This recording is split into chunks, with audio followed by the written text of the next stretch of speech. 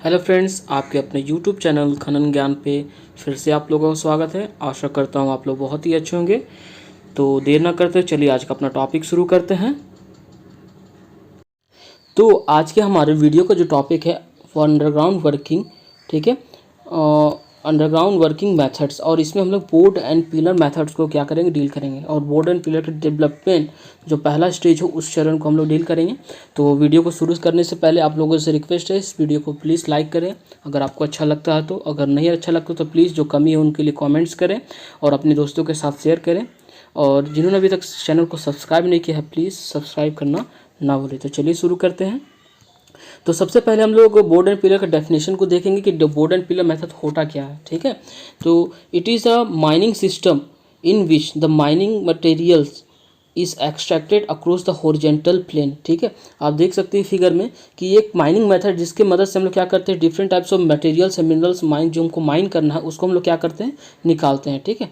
और इसमें हम लोग क्या करते हैं, क्रिएटिंग हॉरिजेंटल एरेस, क्या करते हैं, क्रिएटिंग हॉरिजेंटल एरेस। देख सकते हैं मतलब कि एक स्ट्रक्चर इस तरह का तैयार करते हैं, रिपीटिंग स्ट्रक्चर, ये कि पिलर फिर गैलरीज पिलर्स गैलरी, इस तरह का स्ट्रक्चर एरे रिपीटेड हम लोग तैयार करते हैं of the galleries and the pillars का, ठीक है।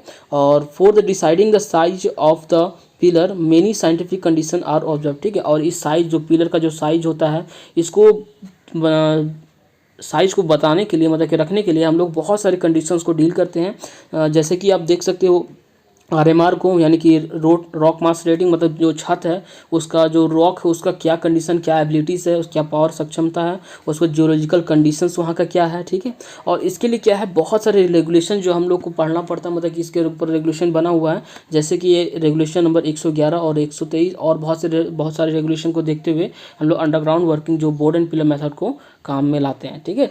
और ये जो मेथड में जो है बहुत ही इंपॉर्टेंट मेथड है, क्या कि इंडिया में जो मैक्सिमम जो माइंस है, मतलब कि 99% माइंस में जो है बोर्ड एंड पिलर मेथड से ही क्या कार्य होता है, ठीक है। 1% ही जिसमें और अदर मेथड वर्किंग है जिसको मैं अगले वीडियोस में डील करूँगा उसमें बनाया जाता है, ठीक है।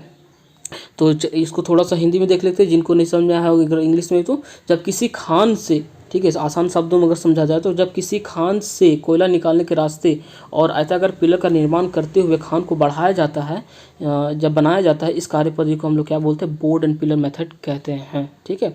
और ये जो कार्य जो है ये 2 स्टेज में होता है, ठीक है। एक डेवलपमेंट स्टेज में और दूसरा क्या होता है, डिप्लेयरिंग स्टेज में होता है। तो हम लोग डेवलपमेंट स्टेज को देखेंगे, डिप्लेयरिंग को मैं और डील करूँगा अच्छे तरीके से, ठीक है, अगले वीडियो में। और इसका पार्ट 2 वीडियो भी आएगा, जाहिर सी बात है। और उसके साथ बहुत सारी चीज़ों को मैं डील करूँगा, ठीक है। और जो ये बोर्ड एंड पिलर है ये जो 2 नामों से और जाना जाता है, जैसे कि pillar stall and the room and pillar के नाम से भी ये जाना जाता है। कभी कभी इससे क्या होता है, क्वेश्चन भी बन जाते हैं। और ये थ्योरी जो है बहुत इंपॉर्टेंट, डिप्लोमा जो कर रहे हैं माइनिंग के उनके लिए बहुत इंपॉर्टेंट है। ये कम से कम 8 मार्क्स का क्वेश्चन बन जाता है, तो इसको ध्यान से देखेंगे। और थ्योरी जानना भी जरूरी है किसी भी एग्ज़ाम को क्वालिफाई करने के लिए, ठीक है। तो चलिए आगे बढ़ते हैं। तो ये फिगर थोड़ा सा स्ट्रक्चरल मैंने दिखाया है यहाँ पर, आप देख सकते हैं ये कोल का सीम है, ठीक है। ये जो आप ब्लैक ब्राउनिश कलर का देख रहे हैं ये आपका कोल सीम, इसी में क्या हुआ वर्किंग हो रहा है, ठीक है। ये आपका जो है आपका क्या बोलते हैं फ्लोर वाल है, और ये हैंगिंग वाल है जो ऊपर का हमेशा सीम के ऊपर होता है, ये कंस्ट्रक्शन। और ये जो सीम है, ठीक है, इसका सीम का मोटाई यहाँ पे देख सकते हो आप, ठीक है। और ये पिलर्स का फॉर्मेशन हो रहा है, ठीक है, कार्य करते समय जो है कि ये पिलर्स का फॉर्मेशन हो रहा है, ठीक है। और कुछ मशीनों के द्वारा बहुत सारे मेथड से, डायरेक्ट मशीन के द्वारा भी हम लोग कोल निकाल सकते हैं, ब्लास्टिंग मेथड से भी निकालते हैं, बहुत सारे तरीके होते हैं इसके ऊपर। मैंने ब्लास्टिंग प्रैक्टिस में एक तरीका बताया हुआ है, ठीक है। तो ये आपका है ये स्ट्रक्चर है किस तरह से बोर्ड एंड पिलर क्रिएट होता है आपका डेवलपमेंट के समय, ठीक है। उसके बाद डिप्लेयरिंग करते हैं हम, पिलर का एक्सट्रैक्शन करते हैं, इसको मैं अगले वीडियो में डील तो करूँगा ही, ठीक है। चलिए आगे बढ़ते हैं। तो इस बोर्ड एंड पिलर को शुरू करने से पहले कुछ वर्किंग कंडीशन होते हैं कि इस बोर्ड एंड पिलर को अपनाया जाए कि नहीं अपनाया जाए, उसके लिए कुछ कंडीशन है वो मैं आपके साथ डील कर रहा हूँ, और इसके ऊपर क्वेश्चन भी बनते हैं अक्सर। तो पहले जो कंडीशन है कि जो कोल सीम होता है, ठीक है, जो कोल सीम मैंने ऊपर में दिखाया है आपका, ये जो कोल सीम है, ये कोल सीम की जो मोटाई है, ठीक है, ये कोल सीम की जो मोटाई होती है इसकी जो मोटाई हो आपका 1.5 मतलब 1.5 मीटर से कम नहीं होना चाहिए, ठीक है। इसका सीम की मोटाई 1 और seam must be free from the dirt band. दूसरा पॉइंट क्या बोलता है कि सीम जो होता है उसका जो रूफ़ होता है और फ्लोर जो होता है वो डर्ट बैंड मतलब कि ढीली मिट्टी से फ्री होना चाहिए, ठीक है। कोई उसमें जोलिकल डिस्टर्बेंस बहुत कम होना चाहिए, तब जा करके हम लोग बोर्ड एंड पिलर मेथड को अच्छी तरह से अप्लाई कर सकते हैं, ठीक है। उसके बाद क्या होता है कि जो सिम जो हमारा जो है उसका जो डेप्थ, ठीक है, वो मॉडरेट डेप्थ होना चाहिए, ठीक है। मॉडरेट डेप्थ बोलने का मतलब कि सिम जो होता है स्वैलो डेप्थ होता है, फिर मॉडरेट होता है और डीपेस्ट होता है, ठीक है। और इसके डीप के स्थान तरीके से मैंने कोल सिम को कितने कैटेगरी बांटा कि मैंने इस वीडियो को आपके साथ डील किया कि कोल सिम को किस तरह से कैटेगराइज किया, उस वीडियो का लिंक मैं आपको शेयर कर दूंगा डिस्क्रिप्शन में, उसको आप बढ़िया से फिर से अगर देख सकते हैं, अगर जिन्होंने अभी तक नहीं देखा है, ताकि आपको समझ आए कि सिम को मॉडरेट और सेलर सिम किसे कहते हैं, ये सारे आपको उसमें मिल जाएगा, ठीक है। और उसके बाद जो है चौथा जो कंडीशन, वो जो सिम जो है वो आपका ज़्यादा अथी नहीं होना चाहिए, गहरी गैसी नहीं होना चाहिए, नहीं तो बहुत वर्किंग कंडीशन आपको वेंटिलेशन में क्या होता है, बहुत कंडीशन मतलब कि बहुत ही ज़्यादा स्लगिश हो जाता है, बहुत ही प्रॉब्लम करता है। उसके बाद जो है roof and floor must be strong, ठीक है। रूफ और जो फ्लोर होता है वो भी आपका क्या स्ट्रॉन्ग होना चाहिए, नहीं तो आप क्या कर सकते, सपोर्ट ज़्यादा नहीं कर सकते बोर्ड में पिलर में, ठीक है। ज़्यादा सपोर्ट करना पड़ेगा तो खर्च भी बढ़ेगा, ठीक है। और बहुत सारे कंडीशन है कि आपको गैलरीज को बहुत बार बार प्रिपेयर करना, मेंटेन करना पड़ेगा, जो कि आगे बहुत ही मुश्किलें और खतरे पैदा कर सकते हैं वर्कर्स के लिए। उसके बाद जो छठा पॉइंट है वो हमारा कि बोर्ड एंड पिलर का जो वाइडेस्ट गैलरी जो होता है, गैलरी का विड्थ जो है वो आपको 4.8 से ज़्यादा नहीं होना चाहिए। मैक्सिमम विड्थ जो गैलरी जो है 4.8 मीटर ही होता है। उसके बाद जो हाइट ऑफ द जो गैलरी है आपका बोर्ड एंड पिलर मेथड में, वो 3 मीटर से ज़्यादा नहीं होना चाहिए, 3 मीटर तक सकते हैं। साइज ऑफ द पिलर जो होता है वो आपका रेक्टेंगुलर, मैक्सिमम जो होता है रेक्टेंगुलर ही होना चाहिए। बहुत सारे कंडीशंस में आपको क्या कर सकते हैं, यहाँ पे जैसे कि कुछ इक्विपमेंट जैसे मशीनरी सप्लाई होते हैं, वहाँ पे पिलर का साइज थोड़ा डिफेक्ट किया जाता है, बट आपका जितने भी पिलर्स का फॉर्मेशन होगा वो रेक्टेंगुलर ही होता है। इससे क्वेश्चन बहुत सारे बन सकते, WCL में भी, NCL में भी, और अभी हाल फिलहाल के MCL के एग्ज़ाम में भी पूछा जा चुका है कि पिलर का जो साइज होता है वो कैसा होता है, रेक्टेंगुलर होता है, स्क्वायर होता है, हेक्सागोन होता है, इस तरह से। तो इसका सही उत्तर जो आपका रेक्टेंगुलर ही होता है, ठीक है। अगले पॉइंट पे अब हम चलते हैं। अब हम लोग देखेंगे advantages of board and pillar method, ठीक है। ये थ्योरेटिकल पार्ट है, इसको थोड़ा समझेंगे, थोड़ा सा मैं जल्दी में समझाऊंगा। पहला जो पॉइंट बोलता है कि road airways are the solid coal are maintain the cost low and through the life, ठीक। मतलब कि जब जो पिलर्स और एयरवेज होता है, एक बार बन जाने के बाद उसको मेंटेन करना बहुत ही कम होता है, क्योंकि कंडीशंस उस तरह से अप्लाई किए जाते हैं, ठीक है। बहुत ही आसानी तरीके से हम लोग बोर्ड एंड पिलर मेथड को कार्य करते हैं, कर सकते हैं। उसके बाद जो होता है कोल प्रोडक्शन, ठीक है। जो कोल प्रोडक्शन जो हमारा होता है वो थ्रू आउट द लाइफ होता है, मतलब कि डेवलपमेंट और डिप्लरिंग, मतलब कि जब कार्य शुरू करते हैं हम लोग कोल माइंस को खोलने का, मतलब डेवलपमेंट, उसी समय से आपका क्या हो जाता है कि सीम को छूते ही आपका प्रोडक्शन चालू हो जाता है, ठीक है। कोल आप, और जब तक माइंस पूरी तरह से बंद नहीं होता, डिप्लरिंग करने के बाद भी हम लोग जो उसमें फिलिंग करने के बाद भी आपका जो सो हम लोग करते हैं सैंड स्टोइंग, जो एक तरीका होता है जो खाली स्थानों को भरने का, वो तब तक आपको क्या होता है, कोल प्रोडक्शन आपको मिलता रहता है, ठीक है। अगला पॉइंट जो है comparison of longwall mining method is no unproductive work of the mining is the stripping और पैकिंग। मतलब कि क्या होता है कि आपका जो लॉन्ग वॉल माइनिंग मेथड से, ये जो होता है लॉन्ग वॉल माइनिंग एक मेथड है जिससे हम लोग और कोल प्रोडक्शन देते हैं, ठीक है। तो उससे ये बहुत ही ज़्यादा क्या होता है, अनप्रोडक्टिव वर्क जो होता है इसमें हम लोग नहीं करना पड़ता, ये शुरू से प्रोडक्शन देना शुरू करता है और बाद तक, मतलब कि अदर जो मेथड्स माइनिंग अंडरग्राउंड मेथड में ये सबसे अच्छा वर्किंग मेथड है, ठीक है। दूसरा अगला जो पॉइंट है, during the development stage all the geological disturbance are revealed and the planning of designing according to required condition. मतलब जब डेवलपमेंट कर रहे होते हैं हम लोग, उसी समय मतलब डिफरेंट जो जियोलॉजिकल डिस्टर्बेंस उसको हम लोग क्या पता लग जाता है, और उसके कारण से क्या होता है, उसके आगे का जो प्लानिंग है हम लोग अच्छी तरह से डिफरेंट सिम्स के लिए कर सकते हैं, पहले से कर सकते हैं। अगला जो पॉइंट है, work is going on small face so control and coordination is the quite easier, ठीक है। मतलब क्या है कि जब वर्क होता है तो छोटे छोटे प्लेसेस पे होता है, तो उस पर कंट्रोल और कोऑर्डिनेशन बहुत ही आसान हो जाता है काम करने का, ठीक है। अगला जो पॉइंट है, design of the working can be according to surface failure can be well supported during the development stage. तो मतलब क्या बोल रहा है कि जो डिज़ाइनिंग जो आपका है वो आपका सरफेस स्ट्रक्चर के हिसाब से आराम से हम लोग तैयार कर सकते हैं, कि सरफेस स्ट्रक्चर जितने भी होते हैं उसको डिस्टर्ब किए बिना हम लोग के अंडरग्राउंड वर्किंग को कार्य कर सकते हैं। क्योंकि अगर ऊपर का सरफेस स्ट्रक्चर को अगर ध्यान न रखते हुए अगर बनाया जाए तो बहुत ही प्रॉब्लम होता है, ऊपर के स्ट्रक्चर को डैमेज कर सकता है। तो डिफरेंट पिलर्स को हम लोग छोड़ते हुए सरफेस स्ट्रक्चर के हिसाब से हम लोग इसको कार्य पद्धति को आगे तक ले जा सकते हैं, ठीक है। और इसके कारण से ही बहुत ज़्यादा ये उपयोगी माइंस जो हमारे इंडिया में ये बहुत ही ज़्यादा प्रचलित है। अब कुछ हम लोग इसके डिसएडवांटेजेस देख लेते हैं।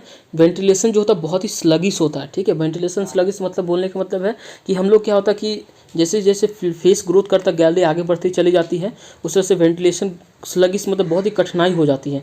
बार बार आप लोग को हम लोग को एक्सटेंशन देना होता है, जिस कारण से प्रॉब्लम करता है। उसके बाद क्या है, प्रोडक्शन इज़ लो, ठीक है। कार्य पद्धति के दौरान क्या होता है, प्रोडक्शन बहुत ही कम होता है ड्यूरिंग द डेवलपमेंट के हिसाब से बोल सकते हैं।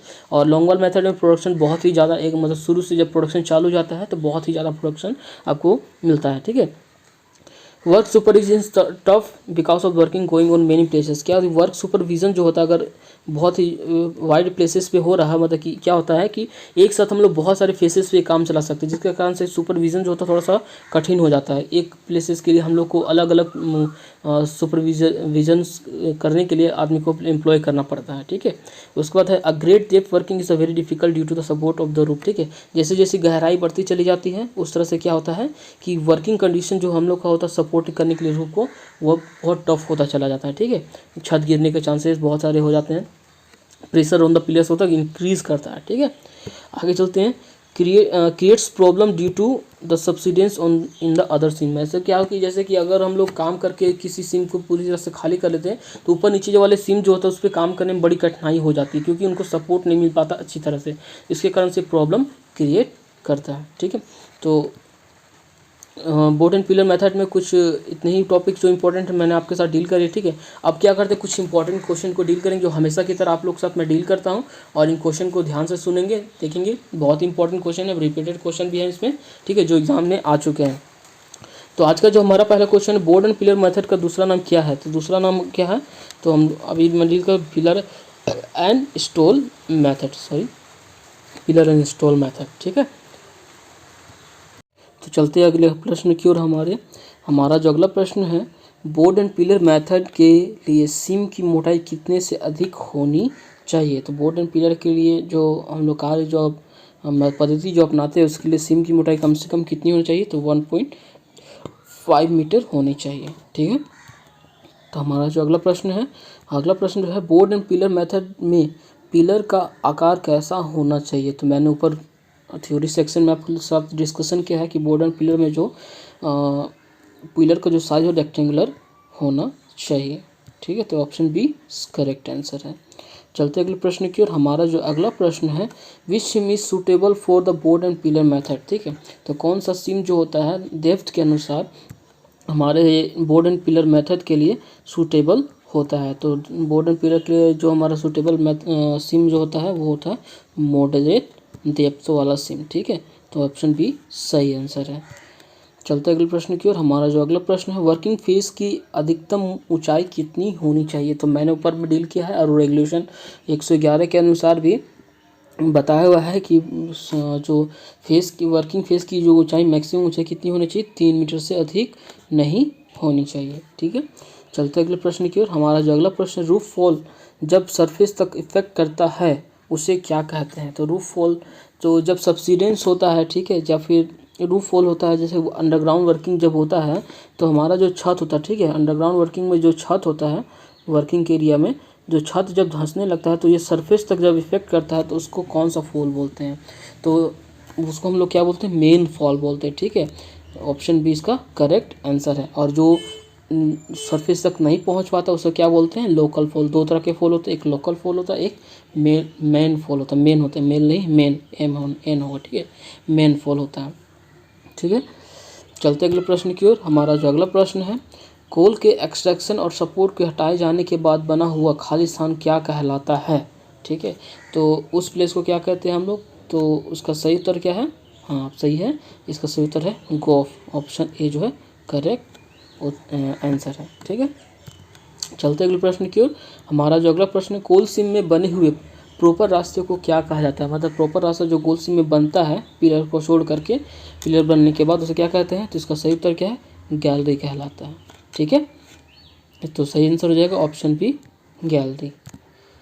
चलते अगले प्रश्न की ओर। हमारा जो अगला प्रश्न है, seam with dirt band suitable for, ठीक है। डर्ट बैंड जो सूटेबल किसके लिए होता है, तो मैंने ऊपर में डील किया कि जो हमारा जो बोर्ड एंड पिलर मेथड जो है उसमें लोग डर्ट बैंड जो सिम है वो डर्ट बैंड से मुक्त होना चाहिए, उसमें नहीं होना चाहिए।